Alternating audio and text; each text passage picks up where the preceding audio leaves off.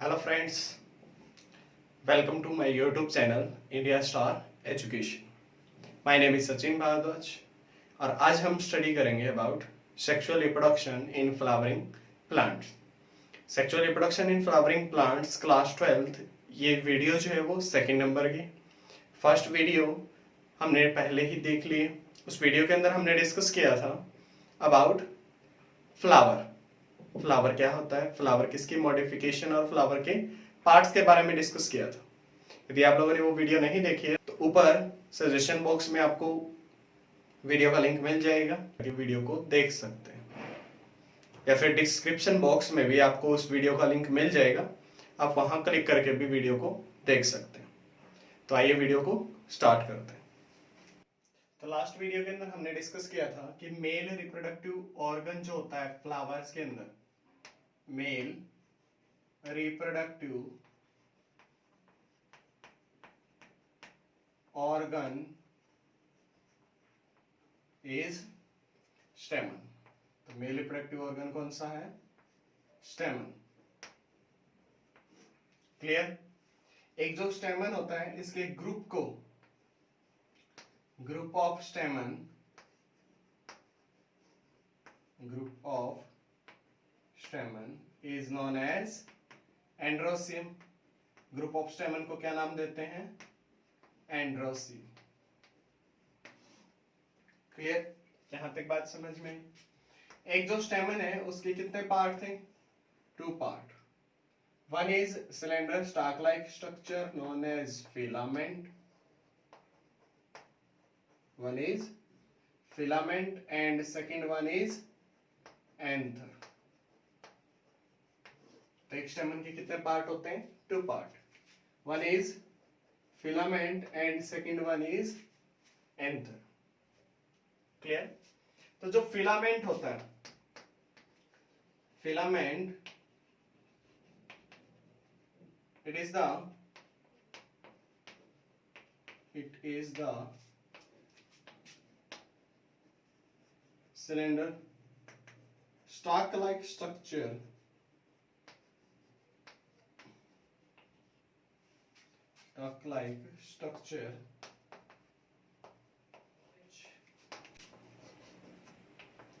whose one end is attached, जिसका एक and किससे अटैच होता है? Attach to the thalamus. Thalamus की बजाय पेटल से भी अटैच हो सकता है, सेपल से भी, सॉरी टेपल से भी अटैच हो सकता है। And other end to the, दूसरा एंड किससे अटैच होता है? एंथर। सेकेंड एंड किससे अटैच होगा? एंथर से। Filament is the sterile part, reproduction नहीं कर सकता। Sterile part of male reproductive organ. तो यहां तक बात समझ में? जो फिलामेंट होता है कैसा पार्ट है? स्टेराइल पार्ट है, रिप्रोडक्शन नहीं कर सकता। सिलेंड्रिकल स्टाक लाइक स्ट्रक्चर होती है जिसका एक एंड किससे जुड़ा होता है? थैलेमस से, और दूसरा एंड किससे जुड़ा होता है? एंथर से। क्लियर? यहां तक पॉइंट समझ में?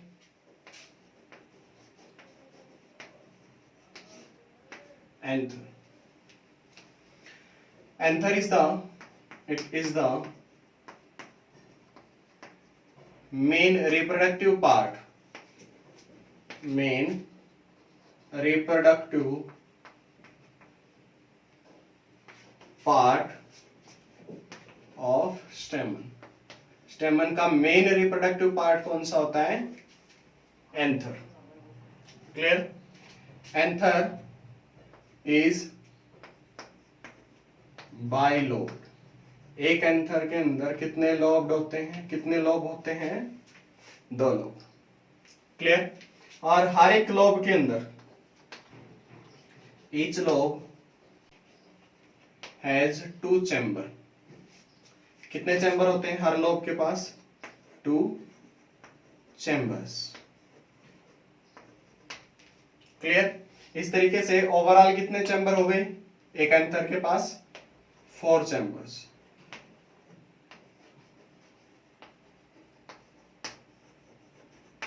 कितने चैम्बर हो गए? 4 चैम्बर्स।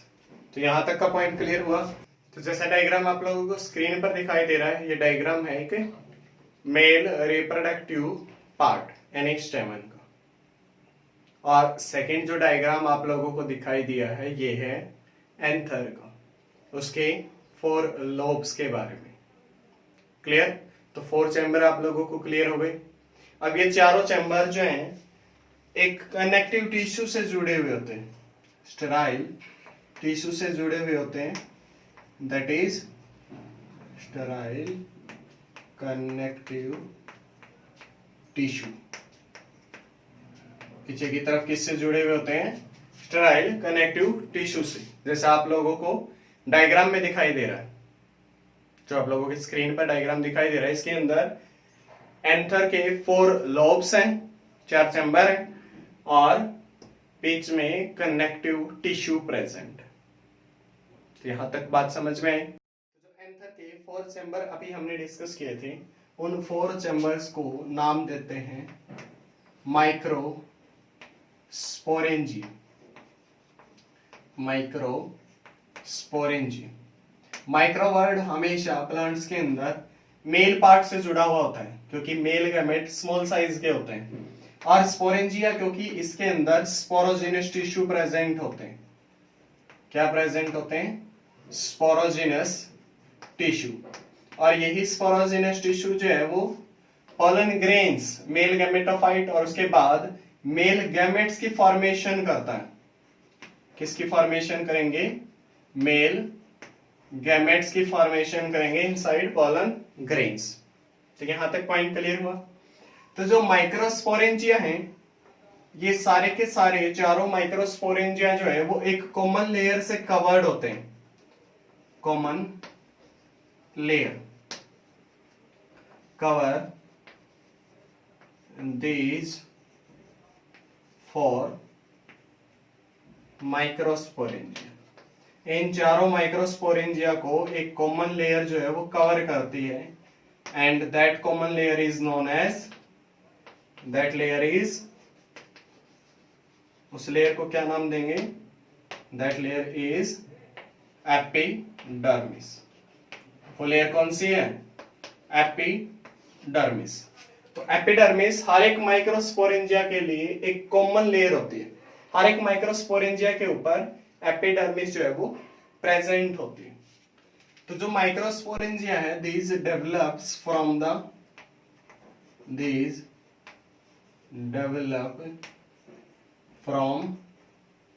किससे डेवलप होंगी? Archesporial cells. अंदर कौन सी सेल्स होती हैं? Archesporial cells. और इन आर्किस्पोरियल सेल्स को एक कॉमन लेयर कवर करती है, दैट इज एपिडर्मिस। अब जो ये आर्किस्पोरियल सेल है ये फर्दर डिफरेंशिएट होती है, और जो आउटर होती है that is parietal layer. Outer is parietal cells. Outer को क्या नाम देंगे? Parietal cells. And inner is sporogenous cells. अंदर कौन सी हैं? स्पोरोजिनियस सेल्स। आउटर साइड पर कौन सी सेल्स हैं? Parietal cells. और इनर साइड में स्पोरोजिनियस सेल्स।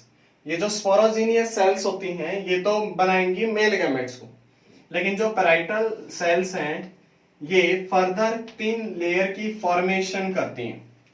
कितने लेयर की फॉर्मेशन करती हैं? 3 लेयर्स की। One is endothecium. एपिडर्मिस के अलावा ये 3 लेयर भी माइक्रोस्पोरेंजिया को कवर करती हैं। कौन कौन सी? Endothecium, tapetum, and third one is middle layer. कौन सी है? Middle layer. तो जो पैराइटल सेल्स होती हैं ये फर्दर 3 लेयर्स की फॉर्मेशन करती हैं। कौन कौन सी? एंडोथीसियम, एपिटम और मिडल लेयर। आर्किस्पोरियल सेल्स कितने सेल्स में डिफरेंशिएट होती है? 2 cells, parietal cells and inner one is sporogenous cells. ये जो स्पोरोजेनियस सेल्स हैं फर्दर किसकी फॉर्मेशन करेंगी? गैमेट्स की। मेल गैमेट की फॉर्मेशन किन से होगी? स्पोरोजेनियस सेल से। तो यहाँ तक पॉइंट क्लियर हुआ आप लोगों को? अभी हमने डिस्कस किया कि ओवरऑल एक एंथर को कितने पार्ट, कितनी लेयर जो है वो कवर रखते हैं? 4 layers. Outer most is epidermis. Outer most कौन सी है? एपिडर्मिस। एपिडर्मिस जो है हर एक माइक्रोस्पोरेंजिया के लिए कॉमन होती है, सबके लिए ये कॉमन है। एपिडर्मिस तो सभी के लिए एक ही है, एक ऐसी लेयर जो सारे माइक्रोस्पोरेंजिया को कवर किए हुए चारों चैम्बर्स को, दैट इज एपिडर्मिस। लेकिन अलग अलग चैम्बर पर बाकी जो 3 लेयर होती हैं वो अलग अलग होती हैं। The second one is middle layer,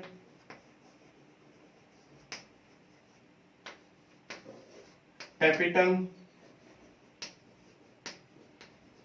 and fourth one endothecium.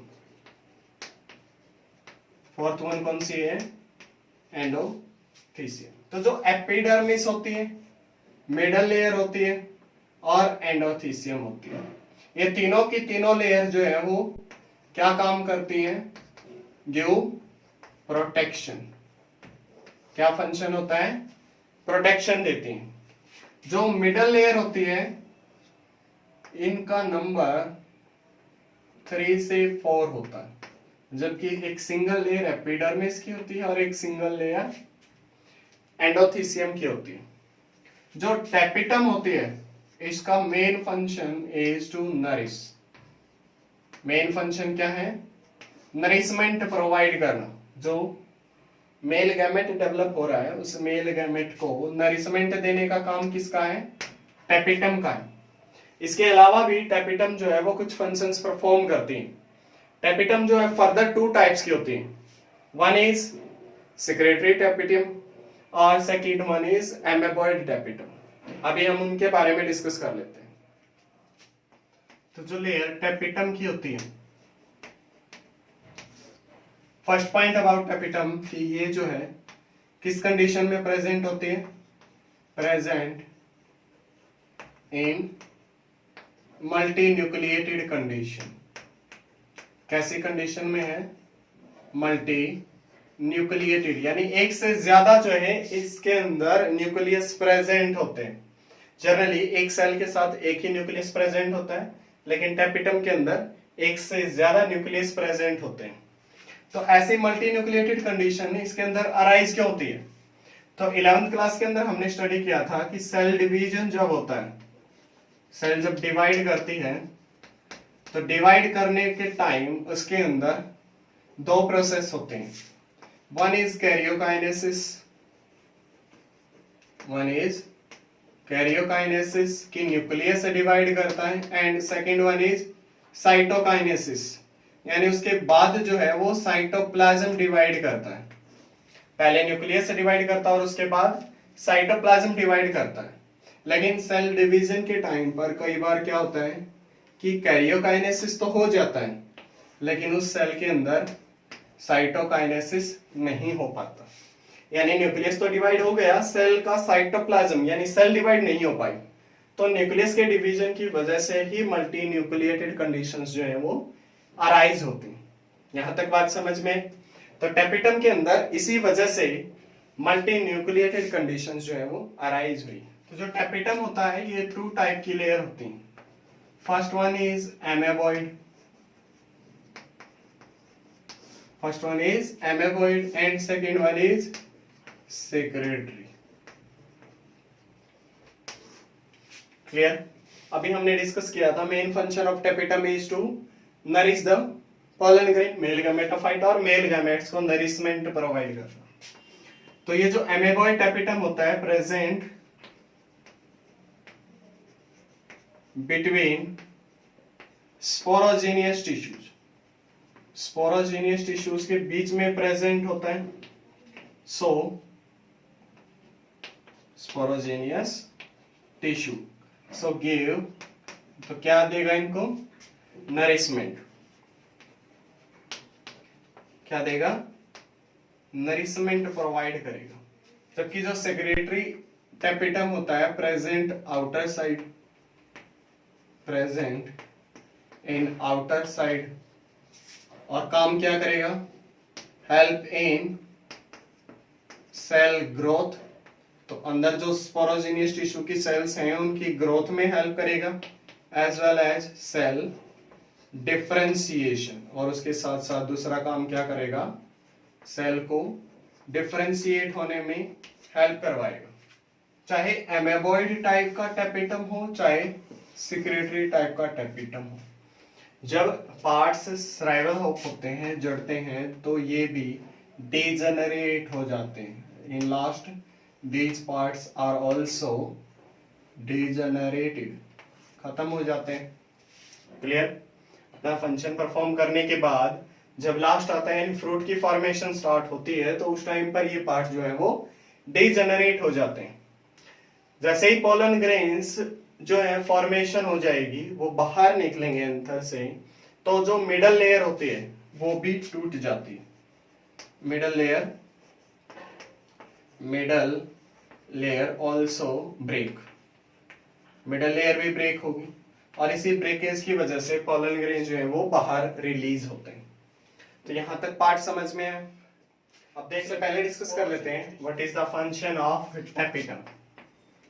Tapetum जो होती है उसका फंक्शन क्या होता है, तो अभी हमने डिस्कस किया एक फंक्शन, तो कि क्या, नरिशमेंट प्रोवाइड करना।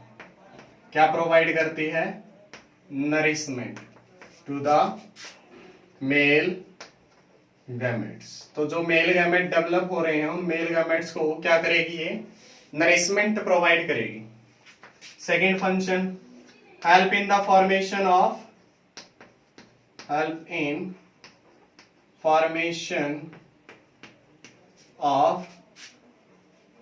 स्पोरोपोलेनिन। स्पोरोपोलेनिन की फॉर्मेशन में भी, स्पोरोपोलेनिन जो है वो पोलन ग्रेन की आउटर लेयर एक्साइन के ऊपर प्रेजेंट होते हैं, तो उसकी फॉर्मेशन में भी कौन हेल्प करता है, टैपिटम। इसके बारे में भी हम डिस्कस करेंगे सेपरेटली जब पोलन ग्रेन। थर्ड फंक्शन की जो टैपिटम होती है, it also help in the formation of callose layer. Callus की एक लेयर जो पोलन ग्रेन की फॉर्मेशन में हेल्प करती है, जो स्पोरोजिनियस टिश्यू आपस में चिपके हुए होते हैं उनको सेपरेट करने में भी हेल्प करती है कैलोस की लेयर। क्लियर? इसके साथ साथ ये जो टैपिटम होती है, इट आल्सो फॉर्म क्या बनाएगी, प्रोटीन्स। और इन प्रोटीन्स का काम क्या होता है, this protein help in the recognisation of male gamete. Fertilisation से पहले जो फीमेल पार्ट होता है वो चेक करता है कि जो मेल गैमेट आए हैं वो सेम स्पीसीज के हैं या नहीं है। That is pollen pistol interaction होता है, जो लेटर ऑन हम डिस्कस करेंगे। तो इस पोलन पिस्टल इंटरेक्शन में भी ये प्रोटीन्स हेल्प करते हैं, और इनकी फॉर्मेशन कौन करता है, टैपिटम। क्लियर? तो ये फंक्शन किसके थे, टैपिटम के। अब हम देख लेते हैं कि पोलन ग्रेन यानी मेल गैमेटोफाइट और उससे मेल गैमेट्स की फॉर्मेशन कैसे होती है। तो नेक्स्ट देखते हैं कि पोलन ग्रेन की फॉर्मेशन कैसे होती है। तो अभी तक हमने देखा था कि अंदर जो है वो किस टाइप के टिश्यू प्रेजेंट होते हैं, स्पोरोजिनियस टिश्यू। कौन से टिश्यू प्रेजेंट होते हैं, स्पोरोजिनियस टिश्यू। इन स्पोरोजिनियस टिश्यू के अंदर क्या होगा, ग्रोथ की वजह से क्या होगा, इंक्रीज इन नंबर। तो इनका क्या होगा, नंबर जो है वो इंक्रीज कर जाएगा, और इसी नंबर इंक्रीज करने की वजह से ultimately they transform into MMC, microspore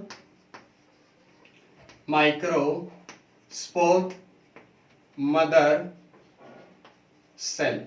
किस में ट्रांसफर हो गई, माइक्रोस्पोर मदर सेल। इन माइक्रोस्पोर मदर सेल्स के अंदर एक डिवीजन ऑफ प्रोसेस होगी, that is known as meiosis. अब मियोसिस होने की वजह से 2 टाइम मियोसिस होगी, तो ये फॉर्मेशन कर देंगे माइक्रोस्पोर की, और यही माइक्रोस्पोर जो है अल्टीमेटली चेंज हो जाएगा पोलन ग्रेन्स के अंदर। तो हम कह सकते हैं कि पोलन ग्रेन्स की जो है वो फॉर्मेशन हो गई। और ये जो पोलन ग्रेन की फॉर्मेशन हुई है, इन्हीं पोलन ग्रेन्स को नाम देते हैं मेल गैमेटोफाइट। याद रखना, गैमेट्स और गैमेटोफाइट्स में डिफरेंस होता है। Male haploid body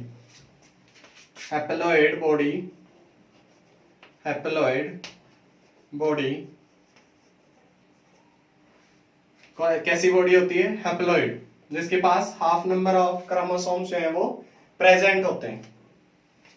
haploid body which form male gamete, ऐसी हैप्लॉइड बॉडी जो किसकी फॉर्मेशन करेगी? मेल गैमेट्स की, that is known as male gametophyte.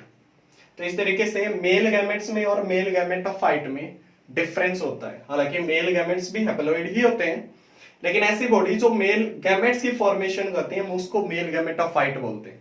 तो पोलन ग्रेन एक मेल गैमेटोफाइट है, ना कि मेल गैमेट। यहां तक डिफरेंस समझ में है? तो अब ये जो पोलन ग्रेन्स हैं, इनकी फॉर्मेशन होने के बाद ये पोलन ग्रेन जो है वो एंथर से बाहर निकलेंगे। तो उससे पहले जो ये प्रोसेस है माइक्रोस्पोर मदर सेल से किसकी फॉर्मेशन होना?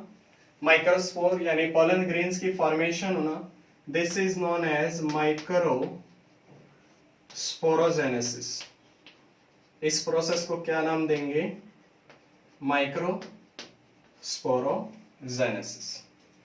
क्लियर? और ये जो माइक्रोस्पोर होते हैं, ये अलग अलग टाइप से अरेंज होते हैं।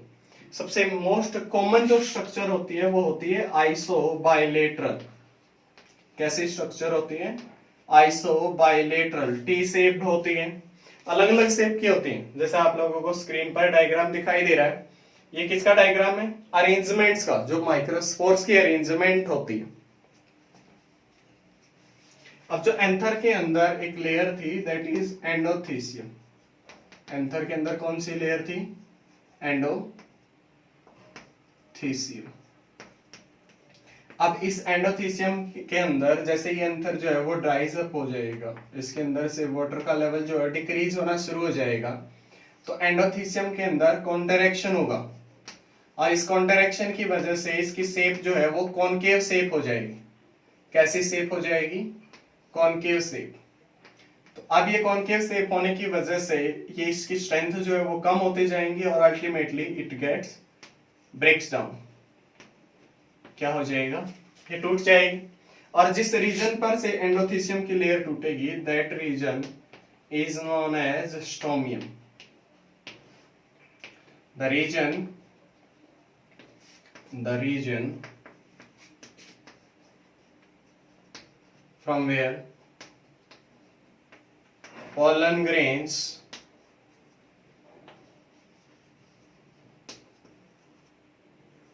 gets released, वो रीजन जहां से पोलन ग्रेन जो है वो रिलीज हो जाएंगे, उस रीजन को क्या नाम देंगे? स्टोमियम।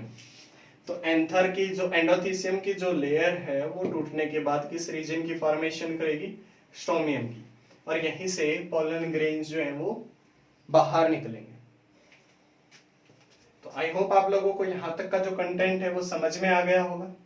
आज की इस वीडियो के अंदर हम इतना ही डिस्कस करेंगे। अब नेक्स्ट वीडियो के अंदर हम डिस्कस करेंगे स्ट्रक्चर ऑफ पोलन ग्रेन्स। यदि आप लोगों का इस वीडियो के अंदर कुछ भी डाउट बचता है, कोई टॉपिक ऐसा है जो आप लोगों को समझ में नहीं आया है, तो कमेंट बॉक्स में लिखकर मुझे जरूर बताएं। Thank you.